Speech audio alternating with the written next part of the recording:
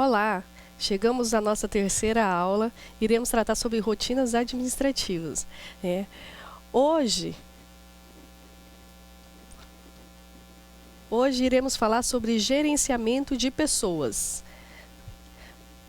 Em primeiro lugar, vamos falar sobre processo de recrutamento. Tá? O que é um processo de recrutamento? Toda empresa ela precisa de funcionários. E como que ela vai fazer essa contratação, né? Como que ela vai divulgar? Existe todo um processo que vai fazer com que a empresa disponibilize primeiramente a vaga. O funcionário do RH precisa o quê? Conhecer a vaga disponível no setor X. Digamos que lá no setor financeiro existe uma vaga disponível para o setor de contas a pagar. Eles vão fazer um processo seletivo, abrir a vaga e vão colocar as especificações. Olha, o interesse da empresa era uma pessoa com esse perfil, né, que seja formado que tem um nível superior, que tem experiência ou que não tem experiência. Ela vai disponibilizar tudo isso na hora que ela for o quê? Fazer a divulgação da vaga, certo? Então, uma definição de recrutamento, segundo o autor Antônio Carlos, é que recrutamento consiste num processo que visa atrair candidatos potencialmente qualificados. Ou seja, o processo de recrutamento, ele vai o quê? Atrair. Não quer dizer que a empresa vai contratar. Dentro desses processos, né, desses currículos que a empresa vai receber, ela vai selecionar, analisar e selecionar o mais apto a ocupar aquele cargo. Então, é muito importante que na hora do recebimento, o profissional ele tenha bastante conhecimento da vaga disponível, dos processos que aquela pessoa vai ocupar, que vai ter que executar, para poder encaixar perfeitamente a pessoa naquele cargo. Porque, de repente, se a análise for mal feita, contratou uma pessoa com outro perfil, de repente ela não vai se adequar àquele quadro, à necessidade daquele setor. Certo? Existem dois processos, o recrutamento interno e o recrutamento externo. O interno, ele vai recrutar quem? Um funcionário já existente. É aquele funcionário que já trabalha há um bom tempo na instituição, independente do setor, mas que de repente um gestor identificou nele um grande potencial. Né? Aquele funcionário que entrou, na época que ele entrou era menor aprendiz ou era estagiário, foi contratado, está no setor X, mas hoje ele está cursando uma faculdade e ele se encaixa perfeitamente nesse quadro.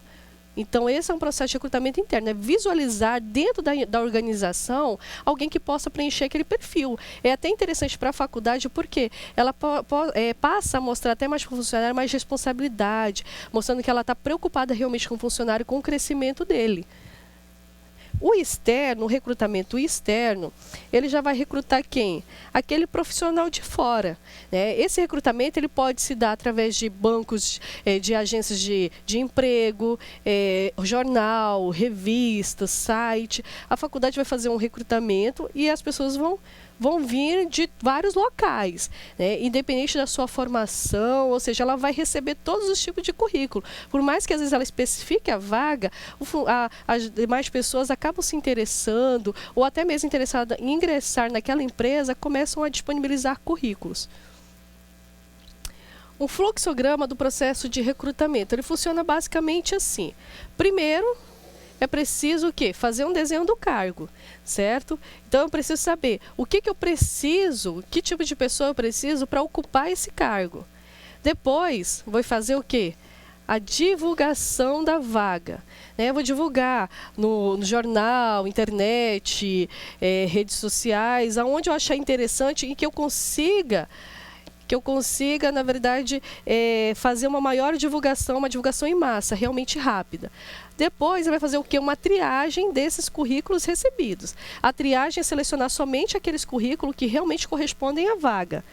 Depois desse processo de triagem, tem empresas que trabalham com testes psicológicos, né?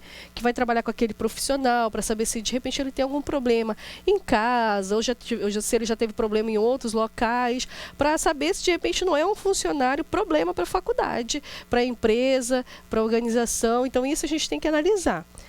E depois, geralmente, tem os testes de conhecimento, que é onde nós vamos analisar até que ponto esse funcionário ele tem um conhecimento do dia a dia, dos processos, de repente até da função. O processo de recrutamento, né? Como eu falei para vocês, expliquei sobre o interno, que ele vai captar o funcionário interno, ele vai analisar uma possível vaga dentro da própria organização e ele vai fazer um anúncio da vaga institucionalmente e a divulgação da vaga dentro da empresa. O externo, ele vai fazer o quê? O recrutamento de pessoas de fora. Ou seja, ele vai vir através de recomendação pessoal, agências de emprego, escolas técnicas, universidades, faculdades, associações de classe e sindicato, ou outros. E por último, ele também pode ser feito através de mensagens em rádio, TV e banco de dados. Certo? Ou esse processo de recrutamento também pode ser misto. O que é o misto? O misto é onde faz os dois processos simultaneamente. Ou seja, o profissional que está cadastrado para essa vaga X, ele tanto vai concorrer com o profissional de fora como o de dentro da faculdade, né? O de dentro e de fora. E aqui vai fazer um único processo. Ou seja, o uso do recrutamento interno e externo para o mesmo processo seletivo. Identificar as competências e comportamentos que merecem ser avaliados. Ou seja, todo processo seletivo ele possui uma vantagem e possui desvantagens, né? Ele possui os processos e a gente precisa o quê? Ter profissionais capacitados. Geralmente, nesse processo seletivo, a empresa ela costuma contratar psicólogos que têm um conhecimento mais a fundo do ser humano para poder entender melhor a situação momentânea, né, daquele profissional que ela está capacitando, que ela está contratando.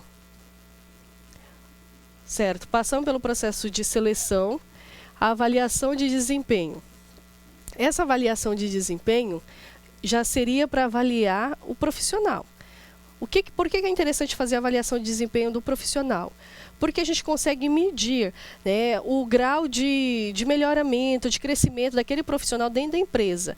Se você começou a observar que o teu funcionário está chegando tarde, não está cumprindo com as obrigações, é importante você sentar e conversar com ele. Para quê? Para que ele tenha um melhoramento. Porque se você não conversa com o teu profissional e não dá um feedback, a tendência é o quê? Que ele fique cada vez pior e vá contaminando os demais, certo? Então essa não é a ideia. A ideia é que todo mundo esteja sempre em alta produção, desenvolvendo, porque a empresa ela almeja fins lucrativos.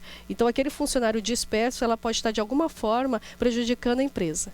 Ok? Na próxima aula nós vamos ver um pouquinho mais sobre rotinas administrativas.